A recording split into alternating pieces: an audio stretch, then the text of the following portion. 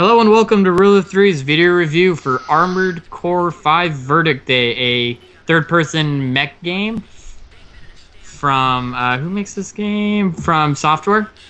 From Software. That should be easy enough for me to remember. With me today are my partners in crime, Sysnyster Dreamer. How are you doing today? Not too bad. And Impressions. How you doing, buddy? Doing alright, and yourself? I'm doing great. Okay, so since this is a series, like always, I try to, give some background if we've ever played them. I've actually never, ever played an Armored Core game, and this is the number 15th game, and I've never played an Armored Core. So that's me. Impressions? I know I have at some point. Probably when I was on like that a mech kick, when I enjoyed the whole giant robot scene. I just don't remember. So make of that what you will. That it didn't leave much of an impact. But I always recognize it as a solid series. They have their hit and misses with each installment. This is my first one in a while, so I really can't speak for it now. So. And Sinister. Being there 15, there's so many games that it's like I can't remember the last time I actually played one. And the fact that it's usually they have like one main and then like spin-offs, another main, spin-offs. So you kind of lose focus of what's what. Yeah, I mean I've heard of Armored Core, but yeah, I just never got around to it. Okay, so let's get into the game. So in terms of story, it's set in the future where mechs and world wars are happening, and there's basically three factions fighting over for the last remaining natural resources on the planet. And you choose a side, and you pretty much just try to take over the world. The story mode in this game is secondary, so it does get a little bit this is very online heavy. But the storyline for the actual game, it was meh, to be honest. I didn't really follow what was going on half the time, so. Considering the fact that the whole time you're booting up just to get into the game, yeah, it's talking about make a team, get a team ready, have a team ready. It's like, okay, this game's more or less just everything's online. Unless you don't have friends that play it, you're kind of screwed. Impressions? Yeah, this is a game that I wouldn't I wouldn't try to convince friends to buy. That said, the campaign itself doesn't do much either. The story was pretty weak. The graphics were, subpar. They're Armored Core graphics, they never change. Yeah, about to say that. From screenshots from older ones I'm looking at, they really haven't changed much. Yeah, it's really just meant for those who really want a mech game. That's essentially what it is. And if you're willing to invest the time, like Sinister said, in creating a team, creating a mech, then this is a game for you. But which brings us to our gameplay segment. Yeah, this game has so much gameplay, little tiny gameplay mechanics that we're not going to go over them. We're just going to go generalize a lot of this stuff. So in terms of combat, it's third person. You drive around a mech. You got like a boost, two guns that you can shoot from, and a special weapon. And there's a lot more that goes into it, which we'll talk about later. But the general action part of it, I thought it worked well. I did enjoy, playing it. However, like I said, there's a lot of mini detail mechanics in this game that if you don't practice at this game, you're terrible and you will die. This game takes a lot of hours into get good. Sinister. Yeah, being an Armored Core game and what I've known from prior games, that you can jump in, but it's like jumping into muck. It's a hard trudge to move forward. It's like, okay, here's the basics, but if you don't learn the subpars by doing the tutorial, you miss a bunch of stuff that helps you in the actual game. Impressions? Yeah, I agree. It's one where there's definitely is a learning curve, and it takes a while to get at it, and it's very technical. It's very you have to know what each part does. You have to know what each how it affects your overall movement, overall damage, etc., etc. But to that point, actually, I had to give it a little bit of credit to the fact that they went into such detail. That's kind of, I think, the whole part of the whole the whole thing that Armored Core kind of has a lock on is the customization and refinement mechanic, so to speak. So if that's what you're going for, then great, this is a great game. But the steep learning curve, I don't think it would appeal to mass players and people like us who just want to give it a shot. It's just not worth investing our time into. Yeah, which brings us to the customization of the mechs in this game.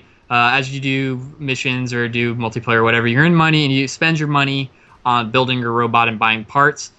Once again, it is very, very, very complicated because there's a lot of minuscule little things that you have to know what each part does, what part that enhances, what enhancements do to your mech, and knowing every little detail about whatever these stats do because they affect it a lot.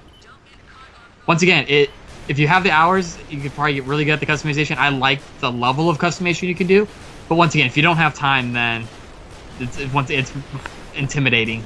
Impressions. Well, you kind of just segued off what I said off customization. Yeah. Like I said, time, huge investment in time. Worth it if you want to go for it. But Sysnyster. I'll let Sysnyster take over. Yeah, Sysnyster. Yeah, it's pretty much in a nutshell of, okay, dump hours, get rewarded. Don't want to do much, get diddly squat. Yep. Pretty simple. Right. And the last thing I want to go over is just the multiplayer. Once again, like we've been saying, when you first boot up this game, it's like join a team, create a team, build your mech, join a faction, and what that does is you build a team, and then throughout the game's broken down into seasons, and you're trying to basically take over the world map in multiplayer, or just have the most territory by the end of the season. If your team ends up taking over everything, it resets everything. Once again, it is very complicated, and I don't know, I didn't do a whole lot of multiplayer because I felt like just from the single player that I would be terrible and people just get really mad at me because this game is very, very complicated. There's nothing simple about it, and even multiplayer was complicated. Yeah, even if you go into multiplayer, you, like I said before, you have to get friends who play because there's really no. Even trying to search for people, it's like your best bet is to getting your friends because if you get online with just random people, they're probably gonna be hardcore Armored Core people and expect the best of the best. Expect to get your butt handed to you. Exactly. So. Sysnyster. Or impressions. For which part? I'm sorry. Multiplayer in general. I mean, again, not worth playing unless you have friends. But even if you did, I doubt you'll have that much fun. It's not worth. I mean, again, it's the initial time investment you're willing to make, and I just don't see this being a game that 3 or 4 of us will pick up, dump hours into, and play online. Alright, so that brings us to the verdict for this game. So here at Ruler 3, we do not use a point system because I find points arbitrary. Instead, we use a buy, rent, pass system. A buy means we think the game is worth the full price that the publisher wants on release. The game is just that much fun, has that much entertainment value, whatever, it's just worth the money. Rent is twofold. Rent means, the game was okay, it was good. We did enjoy it to some extent, but it's not quite worth that, original price tag that the publisher wants. Maybe rent it from Gamefly, Blockbuster, Redbox, whatever you have, or wait for it to go on sale, or buy a used copy or something to save a little money.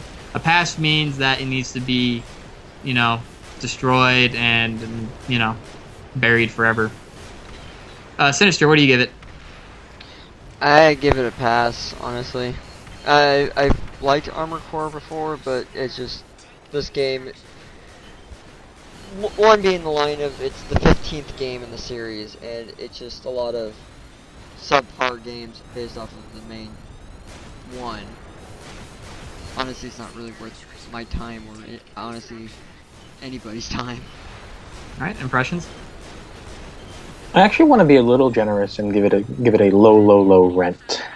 So, note that I said that's generous. Only because I went into this game after I was disappointed with Lost Planet 3, kind of looking forward to some mechs and whatnot. And at some level, I was kind of looking forward to a lot of it. And while I can appreciate it, I personally do not have the time to invest in it. But I'm just giving it some points for the customization and the combat gameplay, which is actually, I mean, again, if you can master the learning curve, it's actually reasonably fun. again, but it's more the time, and because of that, maybe if they had made it a little easier and made it just more of a all-out mech, hack and slash, or just kind of wail on a bunch of other lemmings, it might have done a little better. But for now, it just stays at that for me. It doesn't go anywhere above that. Yeah, and I also give it kind of a low mid-rent. Once again, I appreciate all the gameplay mechanics, and I did, like I said, the little I did play, I did enjoy. I did have fun with this game, but the time sink and the learning curve for this game are killer. But like I said, I do like how they did the mechs, and like I said, if I had the time and the motivation and had friends playing this, I would definitely rent it, or at least wait for it to go on sale and then have everybody pick it up for like $10 each. Because like I said, I did enjoy it. So there you have it. You have 2 rents and a pass for Armored Core. That's it for this episode. Make sure to leave comments below for entries into our new giveaway, which I'm telling you right now is going to be for a copy of Call of Duty Ghost. That is the theme of this one, is for Call of Duty Ghost, because it's Call of Duty, and I figure people will want that somewhere. Ooh. Yeah. So make sure to leave comments below there. Like us on Facebook, Twitter. Make sure to subscribe to our channel. Next week, we'll be doing Final Fantasy XIV, A Realm Reborn. We will finally actually be reviewing it, since we've now sucked in a lot of time. Lizzie Manan is going to be with us on this one, and Impression is going to take that one off. He will not be here for that one. Yeah, I figure you should probably have maybe... It's better to have 3 of you that actually enjoy it. Well, at least can play it. Yeah, I'll just say right now, Final Fantasy, it is what it is, And it's an MMO. You're not an MMO person, period. Yeah. You'll get more info from Lizzie than you would ever from me, so just listen to her. Yep, so that's next week. Hopefully this gets out on time. This is probably coming out with like 5 other videos that I have because of my computer. So anyway, thanks for watching, everybody, and always remember to trust in the rule of 3.